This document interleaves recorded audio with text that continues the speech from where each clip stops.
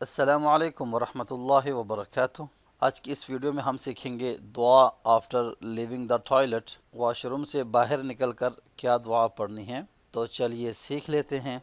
गुफ़रानक, पहले आप ये पढ़ेंगे गुफ़रानक अल्हम्दुलिल्लाहिल्लज़ी अल्हम्दुलिल्लाहिल्लज़ी अज़हब أذهب عني الأذى عني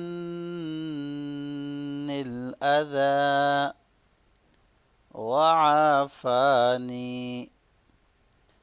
وعافاني غفرانك الحمد لله الذي أذهب عني الأذى وعافاني غفرانك الحمد لله الذي